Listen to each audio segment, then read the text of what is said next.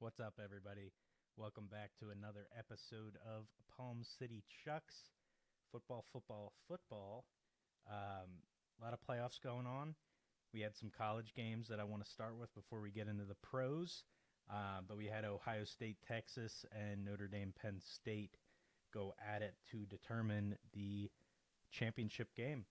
Let's start with Ohio State, Texas, where Ohio State won that one 28-14.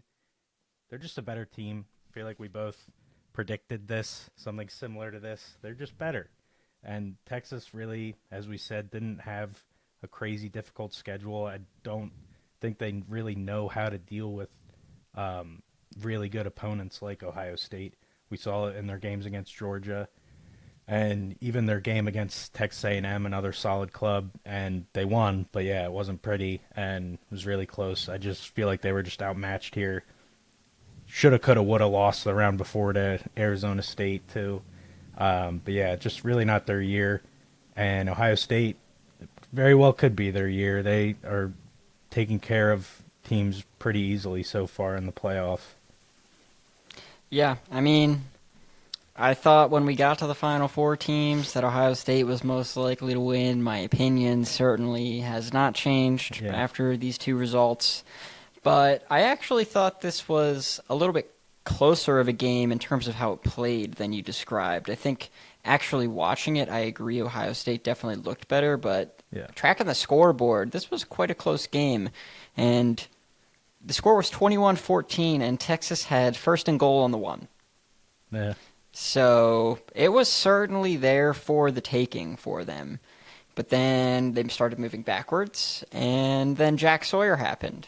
So, and that definitely put the nail in the coffin. That was it. When you have a chance to tie up the game first and goal for fourth quarter and you turn the ball over and allow them to return it for a touchdown, that's the game. That's a GG. So I agree watching it, Ohio State definitely looked better, but in terms of how the game played out, it was actually quite a close game. Yeah. Yeah, I agree. Texas definitely could have, but yeah, at the end of the day, they did not have it. No, they did not. And I can't say either of us expected them to. As we mentioned before, squeaked by the previous round. Not exactly the most convincing of wins in the first round either. Right. So coming up against Ohio State, who obliterated the previous two teams in Tennessee and Oregon. Not a surprising result here that Ohio State is moving on. But yeah, Texas, to your point, they played them a lot tougher than the other two did. So yeah, I guess pats on the back for that. But yeah. Yeah. I'm excited to see an Arch Manning, Texas. I hope Quinn leaves. Me too. I mean, he's got to. The $6 million offer, wherever it is, I mean, he's got to take that, right? Hopefully. I mean, I want to see Arch Manning, and it doesn't seem like Arch Manning plans to move, so I hope Quinn clears the way. Yeah. There's no way they sit that kid another year. Like, he will move if he has to move, but I doubt they want him to move. They want Ewers to get out of there. Yeah, I mean, we saw flashes of what he could do when he played when Ewers was out. Everybody. That was enough for me. Every fan is itching to watch him play. I mean, we got to see. Is he another Manning? Another Hall of Famer? Oh. Only one can hope. I mean, there's quarterback talent, in my opinion, in general, is dropping. I think I've said that before on the pod. So I'd love some more generational talent to come through the pipeline. That would be nice. Yeah, I'd be cool with that. We've lost the Phillip Rivers, Ben Roethlisberger, Tom Brady, Drew Brees era that is gone. So we need a new generation, and some would argue we have some of that in, if we have, Joe Burrow, Josh Allen, Patrick Mahomes, Lamar, but where the NFC feel at? like it's very top heavy. It is. Whereas even the middle of the road quarterbacks of previous years, Andy Dalton running the Bengals were much better than the middle of the road quarterbacks are today, and I think that's where the real disparity is. So I'd love some more generational talent to come through. So please, Arch, don't disappoint. We're counting on you. A lot of pressure. Yeah. And my bit of a ramble there might have been a bit of a tactic to delay having to talk about the next game, the Penn State-Notre Dame game. What a disappointment. It's the classic disappointed but not surprised. I mean, Penn State finally plays a real team that I'm not even convinced is one of the better teams in the country. Seriously, I know they're going to the national championship. I get it. And Notre Dame fans would scream that in my face. But I'm still not convinced you're actually a very good team. Like, let's be honest here. I think Ohio State's going to obliterate them first off. I'm just going to start that right now. Got to get the copium out. Ohio State, I think, is going to win the next game. And that's unfortunate as a Penn State guy. I don't care that they're Big Ten. Could not care less, actually. Yeah. All the conference teams are out. Big Ten's last one standing. We already won that battle this year. All right. That's a good point. Notre Dame, it's not like they're representing anybody other than themselves. Yep. Another reason to despise them. No, yeah, exactly. I don't like Notre Dame either, but I hate Ohio State. Yeah. So I'll be disappointed when they win. Every Penn State fan should feel right here. Yes, I know. Yeah, we were talking about it a little bit before the pod, but yeah, any Penn State fan that is actively rooting for Ohio State, we don't claim you. I'm so serious right now. Like, there is no reason in the world in this game you should be pulling for Notre Dame if you are a true Penn Stater. So please leave the cult if you are. Jump ship.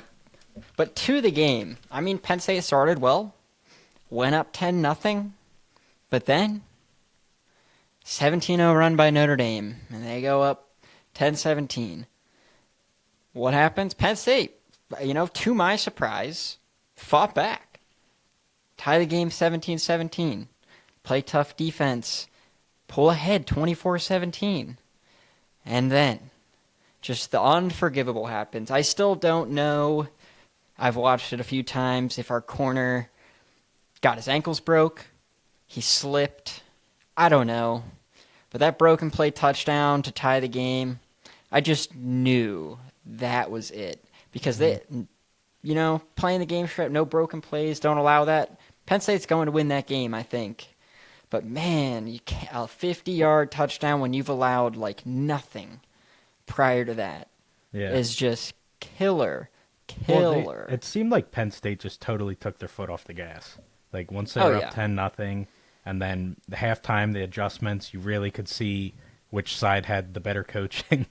And definitely not to your surprise, it wasn't Penn State. Yeah. And it just we'll get into that. I'm sure we will. But that's really what stuck out to me was Penn State got comfortable with a 10-point lead that early in the game, and that's just not enough. Like, you got to know this. You got to keep your foot on the gas. This is playoff football. Like, come on, it's college. I mean, 10 points is not safe. That's like it might as well be a 10-point lead in the NBA. Like, it's not safe at all. You got to keep going. Yep. And they didn't. And then halftime rolled around, and Notre Dame looked like a different team out of the second half and got the ball moving, got up some points, and then it was all of a sudden anybody's game. Yep, and Notre Dame is the one who pulled it out. Quite unfortunate, and especially with just how the game ended. I mean, the defense comes up clutch after the offense sputters out 3-and-out with a chance to respond after giving up the tying touchdown. 3-and-out for the offense. Disappointing. What's the defense do? They go out and get a stop. All right, Penn State's got the ball back, a minute left. They should be the last team to touch the ball in regular time. Mm-hmm. What does Drew do? The most unforgivable of mistakes. If we go and lose that game in overtime, honestly, I'm obviously going to be sad and disappointed. But holy crap, to lose the game that way because Drew makes that bad of a decision in his second year as starter. Freaking gift wrapped it for him. Can't do unforgivable. Unforgivable mistake. That kid was talking about possibly going to the NFL if he played well enough in the playoffs and Penn State made a run. Respectfully, guy, you need another year in college. And I don't even know if I want you running Penn State's team. It was that bad of a performance from you. To get that up to really describe the game, Drew Aller was horrible. It was maybe the worst game that he has played as a starter for Penn State. It was disgusting. So bad. And he's known for taking care of the ball, too. Like, he doesn't turn it over. And then to turn it over that way, in that moment, it's, like you said, unforgivable, really. Yep. So he was just so bad all game long. Katron and Nick Singleton, thank you. You did your best. Our run game was awesome. You gave us a chance. Appreciate you. And both of them coming back next year, to my surprise. I mean, I'll talk about that when we get to Franklin a bit, but a lot of the team is coming back. Shout out Abdul Carter. The man was playing one-armed and still balling out. One-armed while getting absolutely mauled by the right tackle, mind you. You know how many times that guy wrapped his arm around his neck and face mask area because Abdul Carter was doing the undercut shoulder drop move and the right tackle couldn't handle it? Not called one time. Literally not once. And don't get me wrong, there were calls that weren't going the other way either, but like, that was egregious. I think just terrible job by the ref crew in general. Spotting the ball. I don't know if you picked up on this, but there was a string of like 4 plays on the one, I think, first or second Notre Dame drive of the third quarter. The spot was off by literally a yard each time. The following Penn State drive, same thing. They absolutely gave Drew a first down. He did not pick up. Like, he did not get the first down. It's wrong spot again. Like, it was a horrible job by the ref crew both ways, but I just want, particularly on Abdul Carter, that man deserved at least one penalty for holding, dude. That guy was so that was disappointing. And then to the kingpin of it all, James Franklin. The man, the myth, the legend, big game James, baby. Woo! Every big game this year, what'd we do? Lose. We played 3 big games this year. 3. And we lost all of them. All of them. Ohio State in the regular season, Oregon in the Big Ten championship, and then Notre Dame in this semifinal here. I do not count the Boise State and SMU wins as big games. Respectfully to those programs, Penn State should win those games 9 times out of 10, if not 10 times out of 10. It's not a big game. So we play 3 this year if we lose all 3. Great. You know what sucks? Penn State fans cannot get it through their head that this is not a successful season. I've had conversations with so many, like, and they're just like, they can't get it through their head that James Franklin is not the guy to win us a big game ever. There's just so much evidence at this point that he can't do it. I'm tired of it. Like, we play Oregon and Ohio State in the regular season next year. You know what's going to happen? We're going to go 10-2, slide into the playoffs probably somewhere in the 8-12 spots, and then lose the first game we play against a real team. Because James Franklin is coming back. Because to my point earlier, Singleton, Katron Allen, Danny Dennis Sutton, Drew Aller have already committed themselves already to coming back next year. If they're making commitments that quick, James Franklin is absolutely going nowhere. They didn't feel like they had anything to wait and see about. James Franklin will be back. And I'm just so tired of the mediocrity. And this game is a little bit tough because this one wasn't a typical James Franklin, like, really screwed up game where, you know, there's some time management late in the game that he got wrong or things like that. It was more so he clearly just did not have the team ready. And as you said, clearly wasn't able to give them the right halftime message, which is, like, that didn't happen. But the boys were not ready to play in this game at all. And to me, that does fall on the coach. 100%. Like, the in-game performance. The over halftime, like, 180 that game took, like, that falls on the coach. It just does. Yeah. So, like, that's terrible. I'd love to hear some other people's thoughts. I kind of want your take as well. But seriously, I mean, there's got to be a tipping point for James here. His record against top 25 teams is like 14-29. Top 10, it's like, I don't know, 4 and something, and then top 5 is 1 in some other big number. Moral of the story, he can't beat good teams. His one win against top 5 was a blocked field goal return for a touchdown against Ohio State. Yeah. Great. Are we living in 2016? Like, I was going to say 8 years ago. Exactly. So, in my opinion, like, you got to pull the trigger sometime, and I'm tired of hearing the excuses of who else are you going to go get, blah, blah, blah. Try something. Yeah. Try seriously. Something. Because if it goes wrong, so what? You try something different, but you are accepting mediocrity right now, and I am so tired of it for a football program that deserves so much better. Like, and one other thing I need to call out about, coaches would be dying to coach there too. Like, Exactly. it's not like you're not going to get interest. And there's so many smaller teams in the country with really good coaches, and a good program's going to gobble these guys up. They do all the time. And it's just never Penn State. Nope. And the last thing on this game that was really just awful, 0 catches by wideouts for the I was gonna bring that one up. entire game. The whole game, one wideout made no catches. Not a single one. Yeah, and you know what? Warren and the backs. That was all they did. And at that point, that does give Drew a little bit of like, you know what, guy? Your receivers did not help you at all. He still played horrible. Don't get me wrong. This is not a full excuse. He was horrible. But our wideouts, and I've definitely brought this up before, are terrible. They are not up to par for the other great teams. It is, for some reason, the one position we cannot recruit at all. At all. If we had even one receiver that was even just like a step below a Ryan Williams or a Jeremiah Smith, we would be fine. But we have nothing there. And that is inexcusable. No catches by wideouts in a semifinal game. Come on, dude. Like, that is crazy. Yeah. It is really insane that they can't get one. Yeah.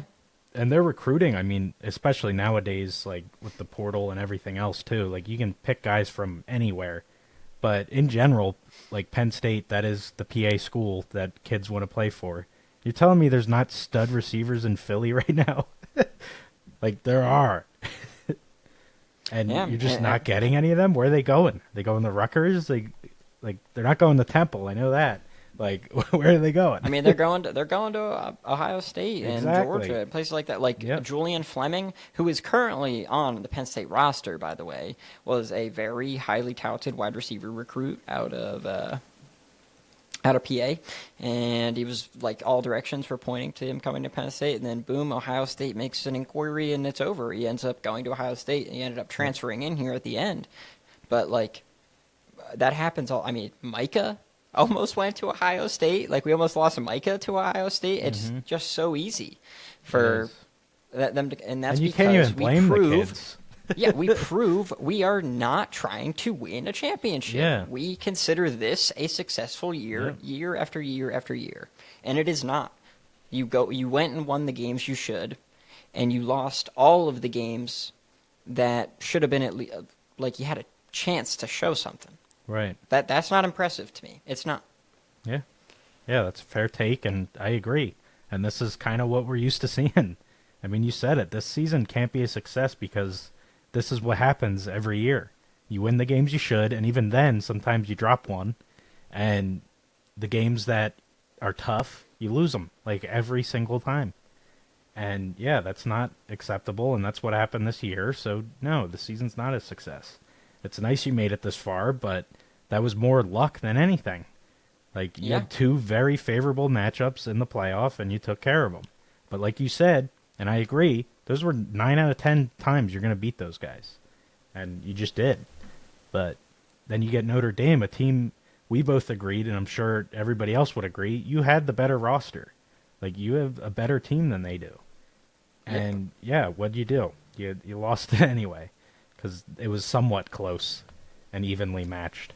But yeah, it's just not good, and it's the same old, and it's a shame. I feel bad for the Penn State fans. Yeah, it is what it is. Like I said earlier, I'm gearing up next year. We're going to go 10-2. We're going to lose to Ohio State. We're going to lose to Oregon. We'll slip in, and depending on how the bracket plays out, we'll win until we play a semi-decent team, and then we'll lose, and then we'll be that. Yeah, I'll tell you without a doubt, this was the year. Like, if you were going to do it, I was just going to say that. This was the year. Just going to say that. You're not getting that again. 100%. This was our opportunity, and that's why it hurts so much, especially with how the game played out, because it's a game where, again, Notre Dame fans might come at my throat for this, but I felt like Penn State lost this game. I did not feel like Notre Dame won this game. That's how I felt like this played out personally. Penn State lost it. Notre Dame didn't win it. So it sucks because if a Penn State-Ohio State national championship happened, all bets are off. Like, that is a rivalry game that, like I've said, they always play close. So all bets are off in terms of Ohio State being the most dominant team.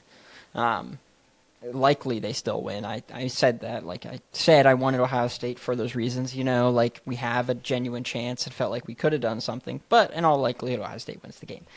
So yeah, this was the year. It hurts, and I won't be surprised if we've got 5 years, maybe more, until we make it back to this point in the playoff, because we also have no plan for quarterback after Drew at all. Yeah. Gonna hit the portal, so I'm curious probably to see what happens there. Yeah, because if he left, what are we gonna do? Because Bo left as well. Time to run Wildcat. You got 2 great backs. Yes, Wildcat, please become Navy and Army. Game. Yes. Yep. The Big Ten's not ready for that.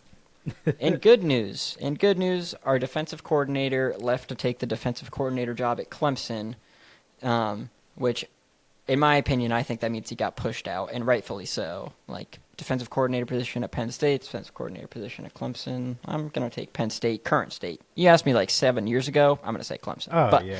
Times have changed. Right now, like, Penn State, a little more prestigious defensive coordinator spot, in my opinion. And just the conference matters, too. Like, Big Ten and SEC are definitely the top 2 in no 100%. Particular order. And, everybody else is just chasing. So, yeah, if you leave a Big Ten spot for the same position at an ACC school, it sounds like you got pushed out. Yeah. So, or maybe more money. Who knows? With all that said, Penn State rant complete. Disappointed, not surprised. James is going to be back. I'm sad about it. We got Ohio State and Notre Dame in the chip. I already said earlier, Ohio State, I think, is going to win this game. I will not be surprised if it is similar to the Michigan-Washington one last year, where Michigan just runs the place. So, sorry, not Michigan in this case. Ohio State runs the game and just kicks the absolute crap out of Notre Dame. But we'll see. Yeah, I agree. Just to get it on the record. Yeah. Ohio State, I mean, like you said, we both agreed when it got to the Final Four, and even I think the round before, it was starting to look pretty clear that Ohio State was looking the best, and I still think they do. I really wish it was Ohio State, Penn State. Like you said, I think the rivalry aspect of that just makes it really closer to a 50-50 game. But, yeah, I have no clue how Notre Dame would win that matchup. I just don't see it. Yeah, especially like Jeremiah Love has been unconvincing in the playoffs because of his knee injury. He clearly cannot cut on that leg at all. So he can props hurdle. To him. Yeah, that was crazy. That was wild. Props to him for pushing through it. I thought he looked pretty good considering the man's wearing a brace. He did, but he only got 10 rushes. I think it was 46 yards, and 4.6 not a bad clip. It's not a great clip in college either. But it's a good number in the NFL. That was really the main part of it. Yeah, they're not running him like they want to. So, he's clearly not right. Yeah. But let Riley Leonard beat us through the air. Through the air. Not even with the legs. Anyways, and that let's was move your on. problem, too. Yeah, we have to move on. But, that was the problem, too. Like, the fact that he outshined your QB, like, that's a problem. Because I do not see anything in that kid. I mean, has some good running ability, and that's about it. As far as a passer, nothing really looks good to me. Yep. To the NFL. NFL. Playoffs. We had playoffs. Wildcard Weekend, baby. So exciting. 6 games. Let's go in order. Let's start with the Saturday games. Okay. Chargers-Texans. We were wrong. Very incorrect here. This was my only scratch, though, for the record. Yeah, I had a rough week. I will say. I did have a rough week. I wish the picks counted. You know what's funny? You'd still be behind me. I know. But it'd be a lot closer. Well, yeah. No. Yeah. We might be. Yeah, but I would have picked different last week, and we would have scratched even last week, which there's still too much math involved here. But yeah, we discussed it. It was a regular season challenge. So yeah, these picks aren't going to matter towards any kind of competition. But I will take the bragging rights. Yeah, you earned them. It's all I've earned, unfortunately. I'd rather earn a game ticket, but Chargers Texans. What'd you think? I mean, what'd you think of this game? I was surprised because, like, the way this started, the Texans they looked like the Texans all year that we've been watching. And it was just like, yeah, these guys like do not belong at all. But then that being said, they were holding the Chargers to 3, kept holding the field goals, and the Chargers left the door open for the longest time. And the Texans eventually took advantage, had some turnovers and other plays leading to points, and yeah, they ended up smacking them 32-12. Crazy. But yeah, the way it started, it was like I was confident in the Charger pick. But no, that changed because, I mean, Herbert wasn't able to do anything with the ball. They couldn't get it going. They kept stalling out. They were turning it over. And, yeah, the Texans, it seemed like once they got that momentum and it really started feeling like a home playoff game for them, like the fans had belief, and then it was just, yeah, they dusted them. No, yeah, I mean, I think credit goes out to the Texans' defense here, really. Totally. In my opinion, they won this game, even though the Texans' offense turned it on a little bit. I think the fact the Chargers turned the ball over 4 times certainly that helps. Certainly was a contributor to that. Yeah. You can't expect to win doing that. It sucked for Herbert. I think he threw 3 interceptions in the regular season, and he threw 4 in just that game alone. Crazy. Or something like that. It was a really low number in the regular season, then 4 in that game, which was wild. But yeah, I mean, as you said, it was 6-0 out of the start, and then the Chargers got absolutely nothing else. The only other thing they got was the long touchdown to Ladd, which was those happen sometimes, just like the Penn State game. Broken play, take it forever, and that is all they got. They had absolutely nothing else working. Justin Herbert, I think, threw for I did not write this down, but I think it was 242 yards, and Ladd McConkey had 197 of those. So you're not going to win a game with 45 yards thrown to other receivers outside of Ladd. That's not going to win you the game. Herbert was, I think, under 50% completion percentage as well. Not going to win the game that way. So Herbie really disappointed here. There were a few quarterbacks that really disappointed their teams this past weekend, and Herbert was certainly one of them. Agreed. But let's move on to the AFC North clash. Steelers-Ravens. Another one where I was incorrect. This one you were correct, however. Ravens won this one, and it did not look like the Steelers ever particularly had a chance.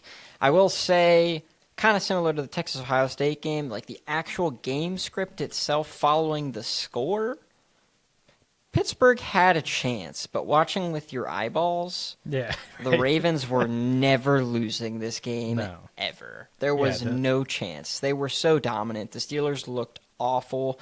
TJ Watt, by the way, I didn't realize. I saw a stat. He's played like 198 snaps now without recording a stat of any kind. Wow. That is one hell of a slump for surprising. TJ. Yeah, I was not aware of that, but wow, that was surprising. I knew he's been quiet because we weren't seeing, strip sacks or any other classic TJ move, but that's a crazy long time for not a single stat. But, I mean, I believe it. It seems like the team honestly quit. We saw a few weeks ago Hayward and some of the words he was saying after a game. Like, it was downhill. We talked about it. They've been going like this for a while. And, it didn't change just because it was playoffs, just because it was a rivalry game. It didn't matter. They were demolished early in this one. And like you said, you look at the score and you might think, a few plays away. But, it wasn't that way. The Ravens dominated and totally softened up and put their foot off the gas a little bit. And I think that's why we had such a close score. But if the Ravens wanted to, they could have put up 42 in this one. Absolutely. No, absolutely. And I didn't ask this, even though I mentioned how bad Herbie was. I'm quite convinced that the Chargers will be keeping Herbie for at least one more year. He played really well during the regular season. Oh, yeah. But I'm asked this question about Russ. What do the Steelers do with the quarterback position now? I mean, what do they do moving forward? They had Fields start the first 6 games of the year. He goes 4-2. Mm-hmm. Looked just fine. Did he look like anything special? No, but he certainly did what he needed to do to win games at a good clip. Then you have Russ come in, and, he starts hot, sure, but he finishes up the regular season going 6-5. Yeah, 6-5 because they finished with a 10-7 record. Yeah. I don't know. I mean, Fields' better winning percentage there. Yeah. I would argue that the offense, maybe the first 2-3 weeks that Russ was playing, the offense looked better than the Fields run Steelers. But since then, I thought the Fields run Steelers looked better. Yeah. I am not convinced that they should bring Russ back, but I'm also not convinced that Fields will want to come back to the team that decided to bench him when he was leading them to wins. I'm curious of your thoughts there. What do you do? You think he'd be willing to come back if they decided they wanted to go with Fields? I mean, it'd be a guaranteed starting spot at that point, right? Right. Yeah. So, what do you think? I think he would come back for that reason. I think he's going to get interest across the league, but most of them are definitely going to be a backup role, not going to give him the kind of starter money that he's probably looking for. And yeah, I think he would have to come back, but I'm sure that bothers him to lead the team 4-2, kind of have control over the locker room and everything's going good, and then you get yanked. And Russ, I mean, you said it, his record was worse, all said and done. I mean, he started out about the same. They were both winning 2 out of every 3, and yeah, it quickly switched for Russ. And for weeks, I've been saying I want to see Fields more. Like, do both. What is so wrong with running both? But they didn't do it, or they would do it for like 2 plays, which is crap. And most of the time when they did it, it was just him running, which exactly. is also why are stupid. you bringing him in to do a designed run and never give him the chance? The defense obviously knows what's coming. Like, you gotta, every once in a while, let him throw the ball down the field. It blows my mind. It really does. Because, I mean, you said it. As soon as that happens, the linebackers are stepping up, safeties are stepping up. You're actually creating an advantage for yourself if you throw the ball. And what do? They run it anyway, and, you can only run sideways so long, and the sideline gets them. Yeah, exactly. It hasn't been successful. When he came in this game, and it was like, I only remember one particular play that he was in. I'm sure there were more, but I mean, he lost 3 yards, tried to run it out to the right, and had to go right out of bounds. What do you expect to happen here? But I do want to say, though, I did an exercise during work, actually. I was eating lunch, and I decided to look through all the teams that I thought might consider Fields as a starting quarterback. Okay. And I don't remember the list right now, but I got up to 6-7 teams that I really feel like might take a look at him as their starter, as a bridge guy. Okay. Because he'd have to accept that next year, I think. He'd have to accept a bridge/prove-it year, kind of like the Sam Darnold model. Even if he's a Steeler again, that's exactly what it is. Yes, 100%. It's not like they're inking him to a 5-year, $300 million deal. That's not. No, it's absolutely a prove-it year. And I felt like there were quite a few teams in the NFL that actually might have a spot for him like that. We'll talk about that on a future show when we get farther into free agency and stuff and playoffs wind down. But I feel like the Steelers aren't going to be his only option. So that's why I think maybe he won't go back. It only takes, I think, one other team comes in and offers him that opportunity. I think for me personally, I'd go that direction. Yeah. And odds are he's gonna have more help on whatever team it is too, because the Steelers really their offense. It doesn't have much going for them at all. They don't have and I'm also Pickens. I'm also just constantly losing faith in his abilities because of his antics. Yeah, it's just with the Steelers. They can't not have a problematic receiver. It's crazy. At some point, that's got to come back to culture, Pickens, right? It's crazy. Yeah. It's got to come back to culture at some point. It probably should right now. We don't have to wait for a 4th example. This is weird. We don't see it with any other team. There's no way that there's no way it has nothing to do with the Steelers as an organization. It 100%. Has to. And I'd like your take on this as well. Another interesting one. So obviously, being from Pennsylvania back home, I know quite a few Steelers fans, and I was asking them, I was like, so with this result, 6 straight playoff losses now, is this it for Tomlin? Is it time to try something different? Yeah. Because to me, it is a very clear parallel to a James Franklin of the NFL at this point. Yes, And now it I is. want to be I very literally clear. had this conversation today. I want to be very clear that Mike Tomlin has more success in history in the past. The guy did go win a Super Bowl. Let me be clear about that. But it has been a long, long time now since the Steelers have ever had a team like that, and it just feels like, again, mediocrity over and over and over and over again. And I love Mike Tomlin. I think he is one of the greatest coaches of all time, but I think similar to Bill Belichick at the Patriots, it might just be at the natural point of parting ways. You know, another example, Andy Reid with the Eagles. We knew he was a freaking Hall of Fame level coach, but eventually it was like, okay, it's time. It truly gets that way with guys. And what does he do? He has a new home, and now he's winning Super Bowls every freaking year. And maybe that happens for Tomlin. But yeah, you can't just keep rolling out this year after year after year. And to your question, I think anyway, is where you were going.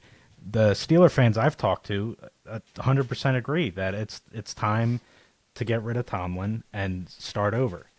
And yeah, I don't think they're wrong for feeling that way. Like you said, I agree. I think he is like a Hall of Fame coach. He's phenomenal. But yeah, it's run its course, and I'm sure he is kind of itching for a change at this point too, because he's hearing this noise too, and he probably feels disrespected in that. But yeah, I feel like it would be good for both sides if they separate. Exactly, and the Eagles are a great example that, as the Andy Reid example specifically, it can work out for both parties. Yeah. Andy Reid can leave and go ball out at the Chiefs, and you brought in a different coach and went and won a Super Bowl.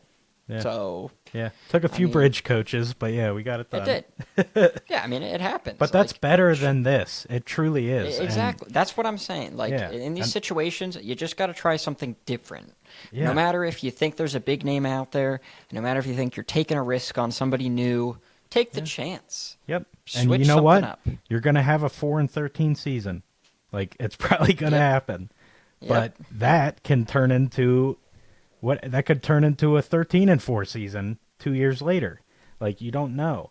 And you have to just get out of this rut. It's the same old, and I don't see it changing. I mean, and this team, it's just not great.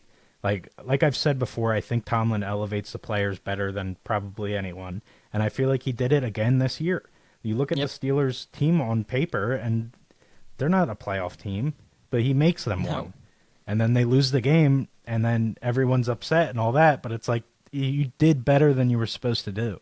Yep. But that being said, that's all you've been doing the last 7-8 years or whatever, and it's time to move on. I think that's totally the move at this point. Yeah, I think, like I said, it's just the Steelers and Mike Tomlin saga has just reached its natural ending point. There doesn't need to be any hate either way, from the fans to Tomlin, Tom to the fans, Steelers to Tom, any of that. I think it is just time to switch it up for both, and that's okay. That's very okay. Yep. But let's move on to the third game. Broncos-Bills. I know you thought this one might turn out as a closey. I did not think so much, and I didn't have many wins this week, so I'm going to take my win there, because this was not a close game. The Bills absolutely dominated. It did not look like the Broncos ever had a chance at all. Yeah, and the first 5 minutes they did. Yeah, the first 5 minutes they did. You're right. But then I think the inexperience of Bo Nix showed. You could tell he was a rookie for the first time in a long time. It was his first playoff game, and it showed. Young team overall. But I think they've got something to look forward to, because they're another team. This is a team in a different spot. Sure, they lose this game, but they outperformed. But they're on an upward trajectory. They look like they're growing. So I think Sean Payton and Bo Nix and the Broncos organization's got a lot of positives to take away from this year, and can't be too upset with that result. You always want to win, obviously, but they did well this year, and I think Bo has been better than maybe they even expected, certainly better than I expected. So I think they've got a bright future, especially if they can build out some weapons around them. Because let's be honest, the Broncos' weapons aren't particularly great either. They've got Courtland Sutton, but outside of that, not too much. Yeah, I couldn't agree more. This year is a win for them. They are beyond happy they made it this far. And yeah, they weren't supposed to win this game, and they definitely didn't. But yeah, you said it. They got a lot of young talent, and good coach in Peyton, and that bond with Knicks and everything. That's just it's going to carry them for years to come. I think they're back. They got rid of their playoff drought, which was way longer than I thought it was. I think it was like 8 years or something, or maybe even 10. But just crazy. Dang, really that long? Yeah. Was the last time? Was it Peyton? Yeah, Peyton I think it was the last time one they won. Yeah. Wow. But yeah, it's been forever for them, and yeah, they're back and they're good. You said it though; he does need some more weapons. I think Mims is looking really good, and he's still young. Like he's kind of coming into to his own. And yeah, Sutton is also a baller, but yeah, not really sure what they're gonna do with him. They do need to figure out a running back because they're kind of a committee approach right now, and all of them are just okay. I don't think any of them are I do really feel bad for game-breakers. Javonte Williams. He looked like he was going to be a baller till that knee injury, and he has not been the same since at all. Yep. And also, I'd like to track back to Cortland Sutton a little bit. What is your opinion on Cortland Sutton? Because I think he's a good receiver, but I think he might get a little bit brighter light than he deserves because he's the star guy in a team without much else. Yeah. Yeah, I would agree. I think he's a number 2, maybe a top number 2, but I don't think he's a true number 1. Oh yeah. So if I'm them, I'm moving him now. Yes, because he's agree. not going to have a season like this again. And that when they had Judy, they were trying to move both of them, and they wanted first round picks for both and all that. And the whole time I'm thinking Sutton is not worth that at all. And at the time I didn't think Judy was either. Could be wrong there because, I mean, that guy balled out this year for the Browns. But yeah, I don't think Sutton's anything crazy. I think you nailed it. He's a 2 on a lot of teams. On some teams, he's a 3. But that being said, those teams wouldn't pay a 3 what he's going to make. So of course, yeah. Yeah, he's a 2. He's a good player, but yeah, he's not a superstar or anything like that. Yeah, and we talked about the Broncos a lot there, but I mean, credit to the Bills. Josh Allen looked great. James Cook looked great. Their defense looked great. I mean, there's not a lot of bad things to say about the Bills' performance there. They played extremely well. Yeah, as long as Allen plays like Allen does, I mean, they're going to be amazing. That was my thing with saying it could be close, is so much of that team, it depends on how Josh Allen plays. And lucky for them, he's an MVP talent, and he plays very well pretty much every damn game. Yep. But that does scare me about them, especially as they progress into these later rounds, is it's really like him, and that's it. Like, you look at some of these other teams, and yeah, of course quarterback play matters. It's playoffs. But the surrounding pieces can really build a quarterback up, and, he doesn't really have that, in my opinion. It's really just all about him being a madman, and, he gets that job done. Certainly gets it done in the regular season. But yeah, I mean, he's got to figure out a way to beat the Chiefs this upcoming round. He's got to beat the Ravens. Like, it's going to get tough for him, and he's going to have to be Superman. You're jumping the gun a bit. Yeah. Oh yeah. But I bring that up because he beats them in the regular season every time they play. Yeah. But in the playoffs, he is yet to beat them. So yeah. It's I mean, and you are totally right about the Bills. Like, quarterback play matters a lot, but for the Bills, it really matters. Yeah. And to your point, like, if Josh Allen has an off game, like, that will be the Bills' last game of the year. And while he doesn't have them often, they do show up every once in a blue moon. See week 16 or 17 against the Patriots. Yeah. Really rough week there for Josh Allen. Yeah. So yeah, it happens. They're in there. Yeah, they're in there. So I do see your point, and that is why I don't know that the Bills have it this year, just because so reliant on the quarterback that just one thing goes wrong there and you're toast. I keep saying Superman and all that with him, but that's literally what he has to do. He literally is. No, he is, yeah. He has to. It's their only way. And it's going to get tough as these playoffs get deeper. And, yeah, we'll see if Superman can come out on top, or maybe one of these teams has some kryptonite lying around. I don't know. We'll see. there's not much green in the AFC, but there is a little bit of green on the NFC side. So if he gets to the Super Bowl, that might be where he's in trouble. That's if the Eagles make it, to be clear, but that won't happen. So we're fine anyways. Yeah. Speaking of the Eagles, let's talk about their first game, Packers-Eagles. Eagles come out on top here, 22-10. Take it away, sir. No, you apologize first. Apologize? What am I apologizing Apologize to Jalen Hurts, who outplayed Jordan Apologize Love. to Jalen Hurts. Yes. Come on, dude. What do I owe Jalen Hurts after this game? This game is exactly how I described him. A cog in the wheel that does his job. That is it. That is what he is. That's all what he he has is. to And do, I didn't though. say anything differently. See, but you're leaving out the very important part where, like, our conversation was about Jalen's not worth the money that he's making because that is all that he is. I'm talking about last week's episode where you said he was more prone to mistakes than Jordan Love, and Jordan Love is much better and all this and that. In this particular game, sure, Jalen played, I guess, throwing for 130 yards and no mistakes is better than 250 and 3 interceptions, yes. Yes. But that's hard to say that Jalen did anything to really earn that win in that battle there against Jordan Love. He doesn't have to. We agree on that, 100%. So I'm not quite sure why you're. If Jalen Hurts went out there and like balled out, you know what? I'd sit here and say, you know what, Jalen, you balled out. I was wrong. You totally outplayed Jordan. He did not do that. I don't feel like I have any reason to apologize to that man right now. No, that's fair. I mean, I knew you wouldn't, but yeah, I just wanted to bring it up because, you know, he played a lot better than Love did, and you were roasting my boy heavy last week. But yeah, back to the game. Yeah, Eagles won, and it's, as we've said with Hurts, and what I say week in, week out, if he takes care of the ball, the odds are we're going to win the game. And that's what happened here. I mean, he was not phenomenal by any means. He wasn't even great. He was borderline good. All he did was get the job done and be safe. And that's all I ask of him most games, because our defense will take care of us, and that's what they did. I mean, they caused 3 picks, like you said, and, you know, held them to 10 points in a playoff game. If Hurts found a way to screw that up, I'd be pretty damn heated on this episode. But yeah, Hurts, he did his part. That being said, the Eagles, in my opinion, which we didn't get to these other games yet, but they looked like the worst winner out of the entire playoffs, in my opinion.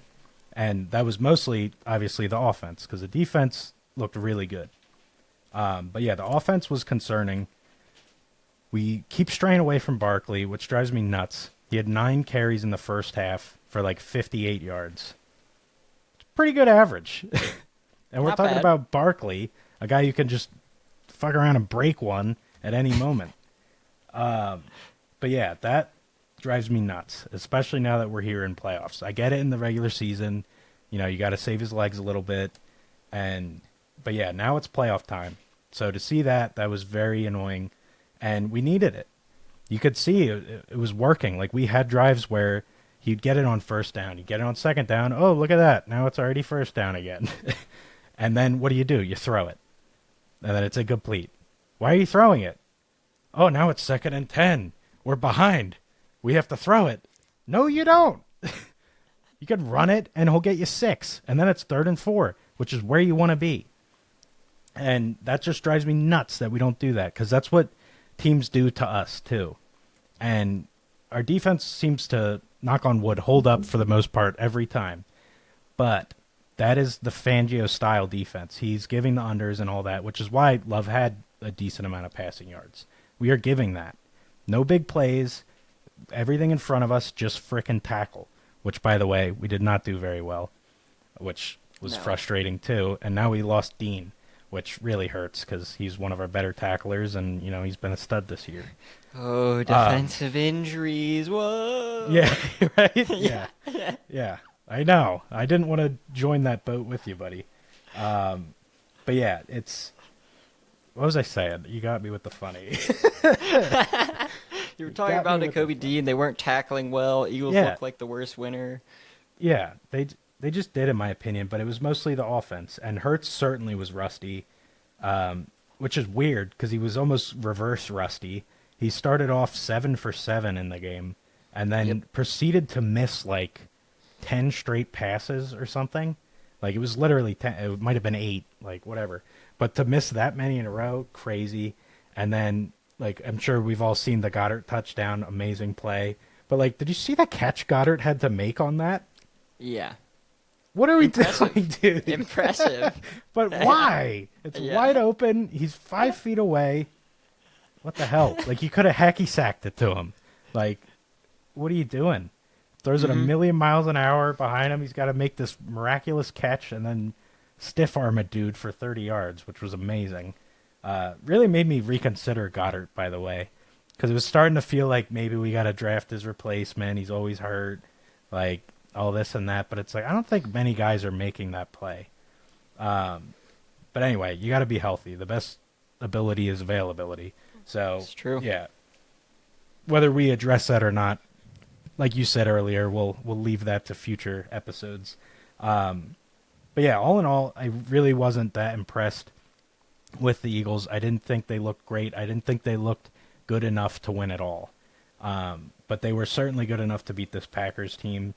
Again, the defense was phenomenal. My beef is with the offense. And a little beef for Jake Elliott again, too. Like, come on, dude. Like, what the heck, dude? He's literally one of the best kickers in the league, and this year, he's been terrible. He's probably 29th in the league this year. He's really behind only another legend, Justin Tucker. Right. Yeah. What's going on? But that's all I have to say about the Eagles. I'm hoping that was a little bit of rust with Hurts, and we get back into the flow of things, because we were really, really playing good football till he got hurt. And, now it's kind of like we got to pick up where we left off, and I definitely don't think we did that last week. And this is playoffs, so you're not going to get to play mediocre and win games. So we'll see. But that was definitely my take from that game. Got to do better. No, I mean, I agree with you, but the most important part of that is you are playing this week. So you've got a chance to fix it. Whether you do or not, that remains to be seen, but you did enough to give yourself a chance to do that. Exactly. So, but yeah, I mean, Jordan Love was horrible. I think his hand, I don't think was feeling great. I think that was clear. No Watson definitely didn't have anybody to even try to stretch the field, really. Jacobs did his best, but clearly getting a little bit bottled up because there weren't the receiving threats out there to even open up the game for him a bit. And Eagles dominated on the defensive side, as you said. Yeah. And that's what's so great about this Eagles defense. Not to cut you off, but I love that we don't stack the box. Like, we're literally like, our D linemen and our linebackers will stop your run. And, like, we don't care if your receivers get hurt and you just have Jacobs and all this or that, or just going into the game, it's Jacobs. I mean, he is their best player on the offensive side. So, but yeah, we don't care. Like, we literally are in a position that a lot of defenses aren't, where we can play the pass and still be able to stop the run. And I feel like that's very powerful. But yeah, back to your thingy, but I did want to add that in there. Yeah, I mean, I still would argue like you played a little bit differently. Not necessarily bringing an extra player in there, but in the schemes you run when you decide to blitz, more of the behind-the-scenes things. I think those things did change a little bit. Not necessarily, like you said, stack the box. I agree that didn't happen, but just not even having a receiving threat, I think undeniably changes the way a defensive coordinator thinks and the scheme that he calls. So that I do think personally did make a difference in that game. Not necessarily the Packers were ever going to win it. They didn't look up for it. But I think that did play a difference. And Jalen's going to have to be better if you're going to want to win the next round and the round after that if you get there. Which it's not even like, and we've said it, like, he doesn't have to Josh Allen. He doesn't have to Superman. Yeah. Just get the guys involved. Like, AJ to have one catch, Smitty to have, I think, one or two, or he definitely had more than one, maybe two, maybe three. and Goddard had a handful too. But yeah, it was not impressive at all by him. Completion percentage was way down. Like I said, he had a stretch where he literally could not complete a pass. But yeah, I'm chalking it up to rust, playing devil's advocate. But yeah, he's got to be better as these games go on. I mean, little spoiler, I guess we'll get to it, but we got to play the Rams next, and that defense is pretty good too. I don't think they're as good as the Packers, but they're solid, and their offense is definitely better than the Packers. They're going to score. I don't think 22 might be enough to win that game, but I definitely would feel a lot better with more than that. We'll find out. Don't you ever count on my man Matt Stafford, but we'll talk about that. But to the one actually exciting game that we had from these 6 games, because guys, this I'm so sorry that this is what we got for the first playoff week. Like, it's great that it's playoffs and it's win or go home, but man, there was only one good game, honestly. Commanders Bucks, and this was a closey, a butt clencher. If you are a fan of one of these teams, it was tight the whole game. Baker played well. Jaden played well. Bucks defense played better than expected. Commanders defense played better than expected. It was really just a gritty, all-around good game where both of these teams clearly wanted it. They really did. And it was a bit unfortunate for the Buccaneers how this played out for them. Up 17-13, just got the ball. Had been stopping the Commanders for a while. Their defense was honestly in control. Turnover on the Tampa Bay, 15-ish. Yeah. I mean, Commanders have 15 yards to go to score and go ahead. And, I mean, they went and did that late in the fourth quarter. And sure, Tampa Bay got the ball back, drove down the field, tied it up, but put themselves in a position where there was enough time for the Commanders to go and win that game. And I think you could really tell the tide turned when the Commanders finished off that touchdown drive after the turnover. I felt like that was likely the game. I think Baker had a chance if they went out and scored a return touchdown. Things change and momentum evens out, but I had all the confidence in the world when they just got a field goal that the Commanders were going to win that game somehow, and they did. And Jaden Daniels, I mean, congrats, dude. You're balling, and you just won your first playoff game. You didn't look like a rookie or overly frazzled. I hope he doesn't look like a rookie, but yeah, a good game by the Commanders all around, and congrats to them. It's been a minute. Yeah. I said it in our last episode. Both of these teams just find ways to win, and it totally was just that kind of game. I mean, it was back and forth. It was so close, and it was just one of these teams has to find the way, and the Commanders did it. Like you said, that turnover was definitely a turning point. Hate to have a turnover that way too, like a miscue on a handoff. It just sucks. It's not a guy stripping it, or it's not a guy jumping a lane to intercept it. But yeah, just the basics really got him, which that was a shame. That being said, this game was a lot closer too, because the Commanders just time and time again refused to take the points. And the playoffs, you have to kick the field goals, man, especially early on. Like, you don't need the touchdowns that bad. Like, wait till you have to. I totally feel that way in playoffs. Every point is worth double, basically. And, if you have an opportunity for 3, you should take it. Because then, like, in their case, they don't take it the first time around. They go for it, don't get it. Then the second time comes around, and they feel like they then have to, because they're, like, playing catch-up. And then they go for it again, and then they don't get it. And, and then I think the third time they did take the 3, and then it was like, dude, you could have 9 points right now. You could be winning this game. And, yeah, it's gross. You got to take the points. But that was part of it, too. The Bucs defense, just great job. I mean, they were forcing these fourth downs time and time again, holding them to 3 or making them go for it. And they opted to go for it pretty much every time, and it only paid off that after that turnover that the Commanders ended up getting 6. But yeah, they had to go for it on 4th that time around too. Yeah, exactly. The Buccaneers defense almost saved them. It was crazy. They played awesome. Hell of an effort by them. They did not deserve to lose that game. I will say that. They played their ass off. Yeah.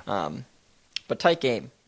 But let's go to the last game. And honestly, I don't know that there's a ton to say about this one. The Rams absolutely dominated from start to finish. There was never a chance for the Vikings.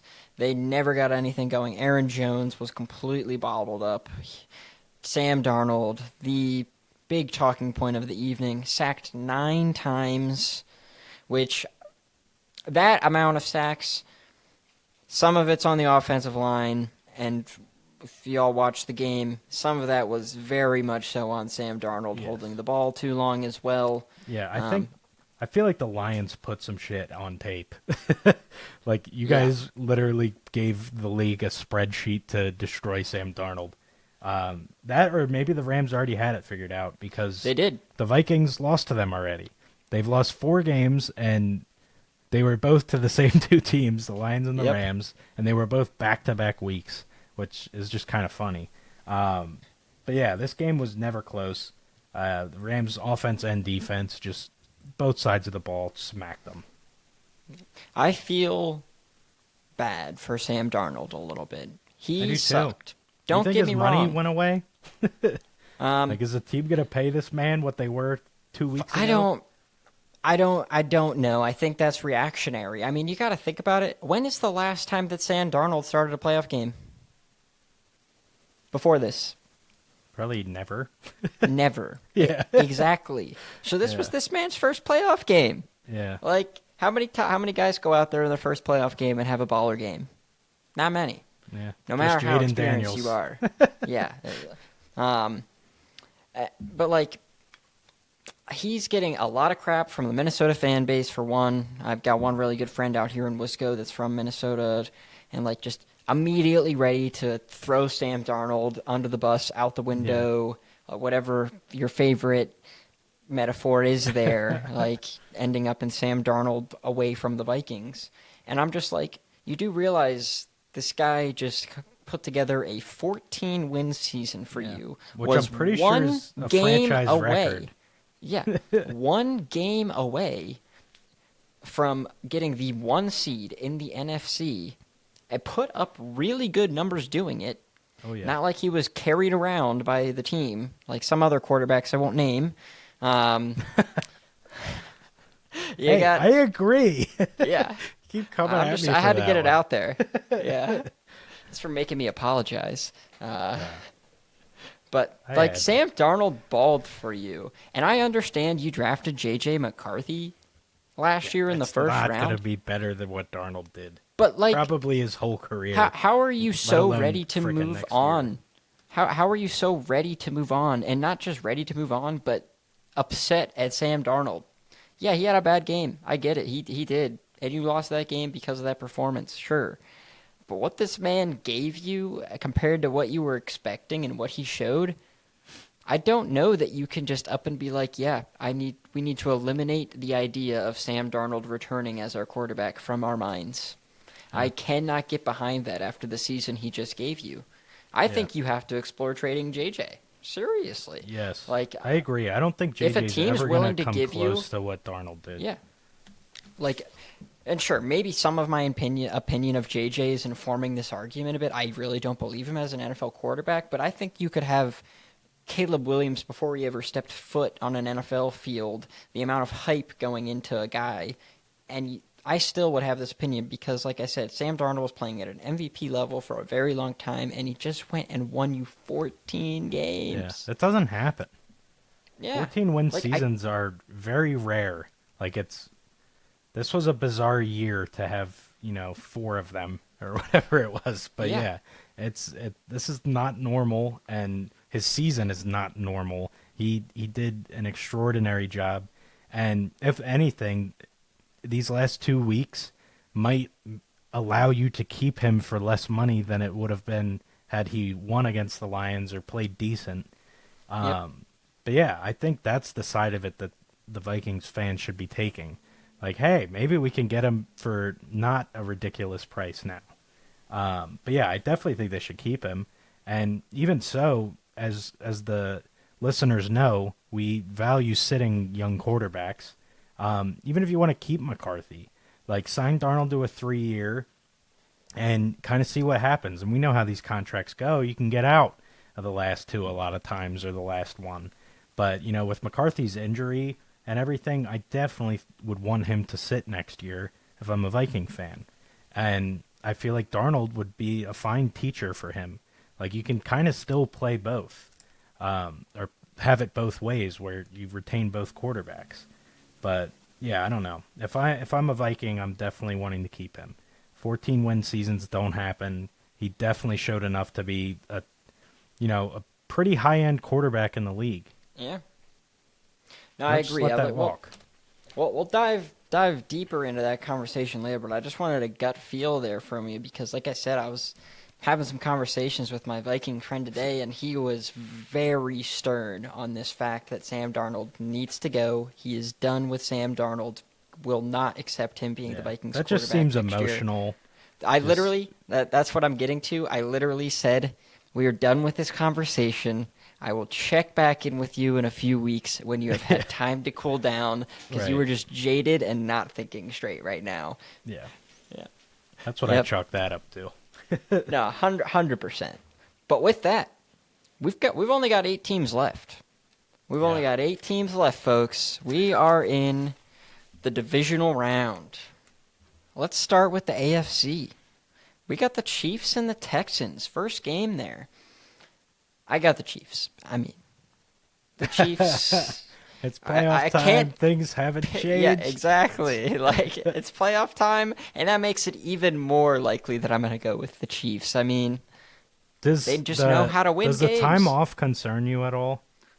Absolutely. Yeah. And I'll reiterate that with the Lions as well. You saw it happen in the college football playoff.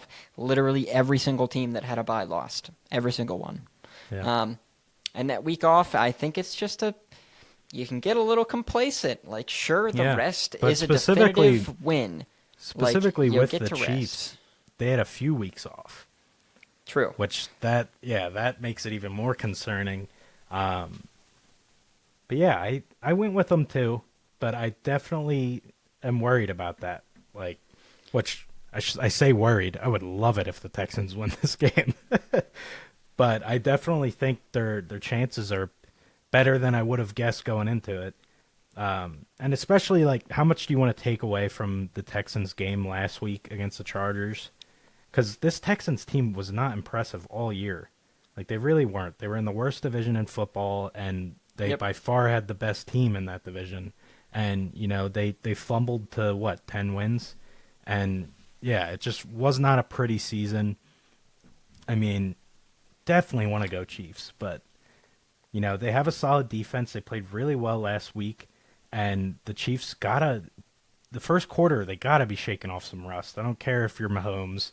Like, that doesn't make you immune to playing football after not that Mahomes has 2-3 even weeks. Played well this year either. True. I honestly think this will be a close game because that's just how the Chiefs season has gone. They haven't even put up 30 points once. It might be 2017, but I think the Chiefs will win because they just find ways to win. Yeah. Yeah, I like that take, and I like that score prediction too. And I imagine that kind of came right out of your ass, but I actually like that. Yeah, I was feeling it a little bit, hey, if that ends up 2017, anybody tails that, I mean, let me know. You're welcome for the free cash. But let's move on to the Ravens-Bills. Now, this one, I am excited for this game. I don't know which way this is going to go. I mean, I ultimately picked the Ravens to advance to the AFC Championship game here. But, man, this could really go either way. I am super excited about this one. Lamar going up against Josh Allen. Yeah. It is going to be exciting. I hope Zay Flowers is back, mostly because I just want a full-strength team going against full-strength team over there. Well said. I don't want Zay to miss for that reason, too. Both of these teams are just awesome. And, Josh Allen, Lamar, battle of the two MVPs, basically, this year. And, yeah. Bills are at home. I went Bills, but could totally see it going either way, and I'm just dying to watch it because there's no way this one is bad. Like, this one has to be a good game. It just has This to. one has to be Don't good. let us down, Has to. NFL. Please. This has to be an all-timer. I expect nothing but. Yeah, and that would give us a Chiefs-Ravens. Mine would give us a Chiefs-Ravens AFC Championship game. I think that is the AFC Championship game both of us predicted at the beginning of the year, but then different victors. I think so. And you've got Chiefs-Bills, and that would be an exciting AFC Championship game right there. Either Josh way, Allen, dude. Mahomes matchup is. Yeah, those are always pretty elite. much as long as the Chiefs win, we should have an awesome AFC Championship game. Which the Chiefs are gonna win. We know how this goes. Which hopefully I'm just probably. jinxing the shit out of them. A little reverse jinx action never hurt anybody. You know? Yeah. Let's go to the NFC. Both our boyos playing in different games. Yes. Lions Commanders. We'll start there. I love this matchup. I mean, this is the team out of all 7, all the other 6. I can't say the Lions would play the Lions. The other 6 in the NFC, if I had handpicked one that I wanted to play, it would have been the Commanders. Yeah. I mean, their defense, I think, is the most suspect in the NFC playoffs. And that is what the Detroit Lions need to win right now. A team that they can just put up a crap ton of points against in case the defense struggles and allows the other team to also put up points. But I think we can outscore the Commanders even if it's a total offensive shootout. Because Knuckles is coming back, baby. David Montgomery is coming back. I'm pretty sure. I saw a press conference today, and he said, I'm happy to be back. Awesome. So I feel like he's playing. I hope so. Yeah. Jaden Daniels.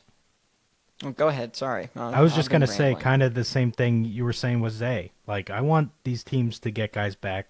Obviously, the Lions are going to miss quite a few guys the rest of the way, no matter how far they go. But, yeah, I'm not mad Knuckles is back. I love the way he plays. I love the way Ben Johnson uses both of them. Gibbs, obviously. But, yeah, they're phenomenal. And, yeah, I think this game, you said it, it should be pretty damn high scoring with the Lions, injuries on defense. And you said it, Commanders not the best defense.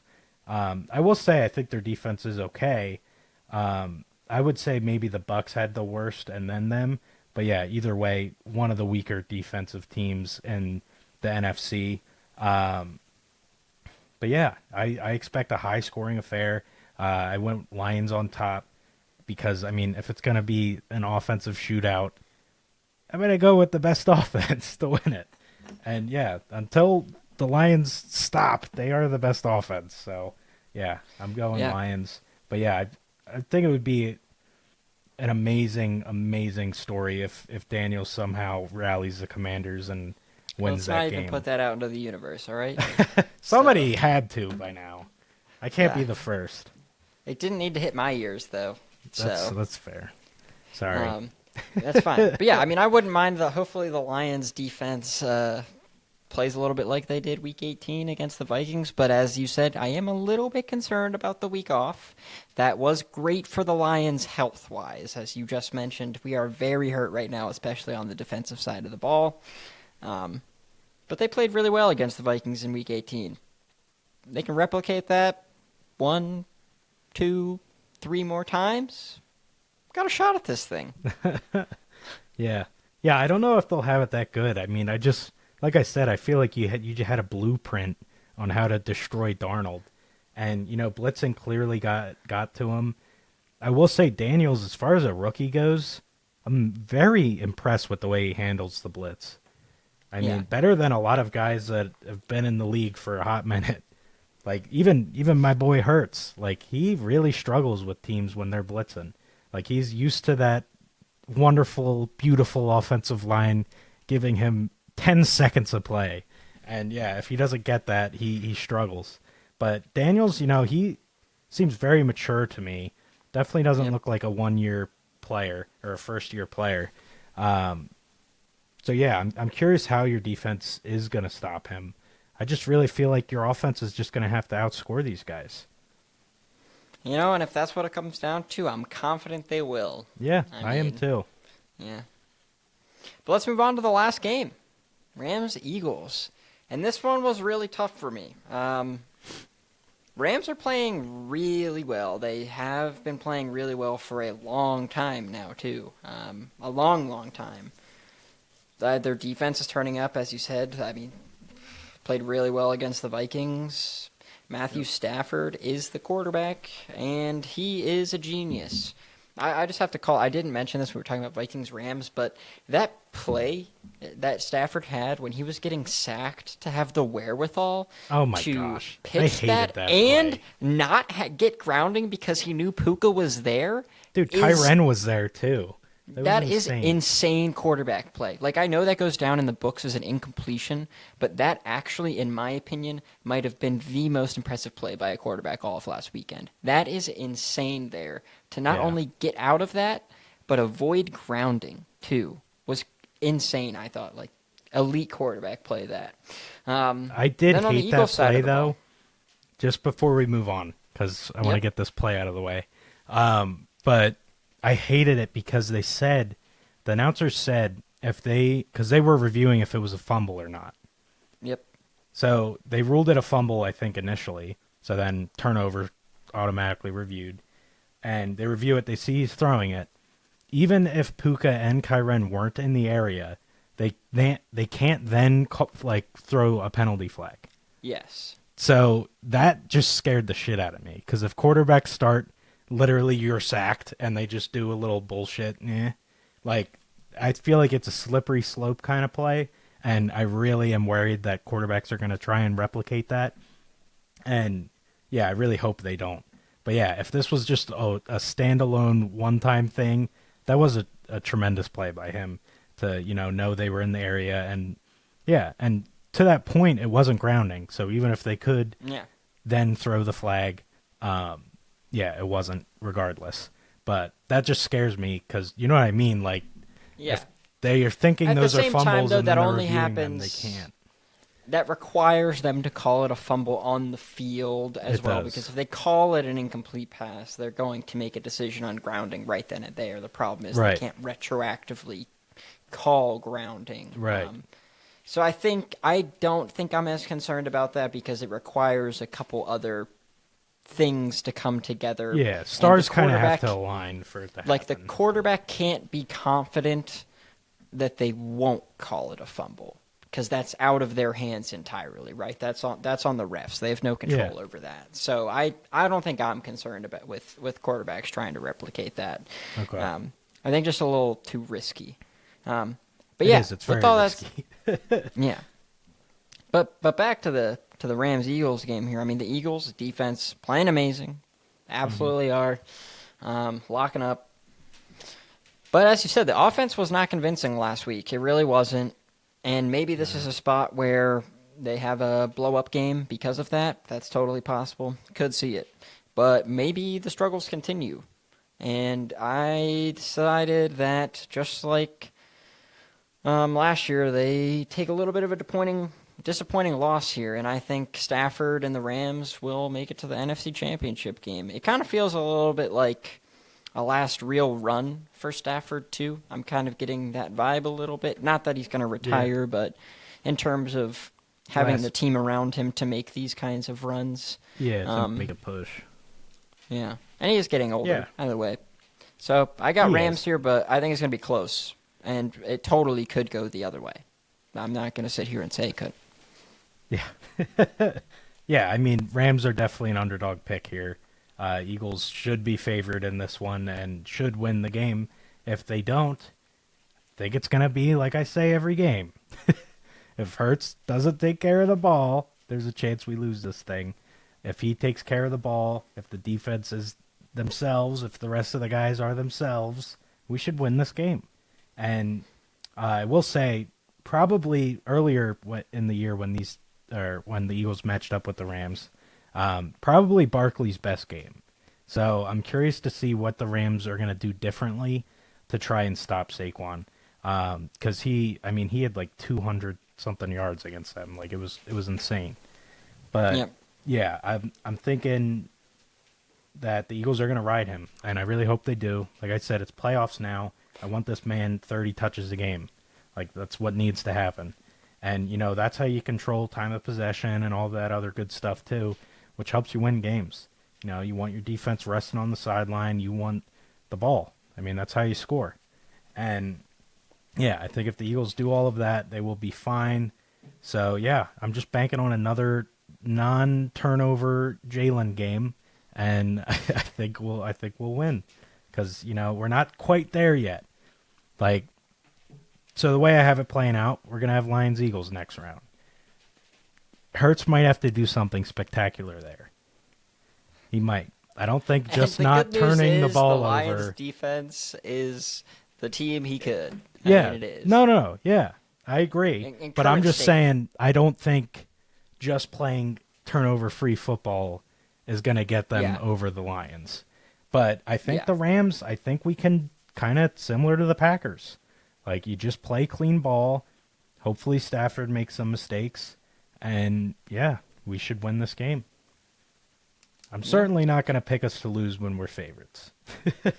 I pick us to win when we're supposed to lose. So what does that tell you? That's fair. But yeah, with that, we wrap up yet another episode of Palm City Chucks. It was so exciting, everybody. And we are just so happy to do this every week and share our conversations with you. We got the NFC, college football championship game coming up on Monday. We'll recap that with you next week, and we'll recap the divisional round as well. We'll be into the championship games, and man, it's getting so exciting. Please like, comment, subscribe, let us know what you think, and we'll be back with you next week, folks. Later, PCC.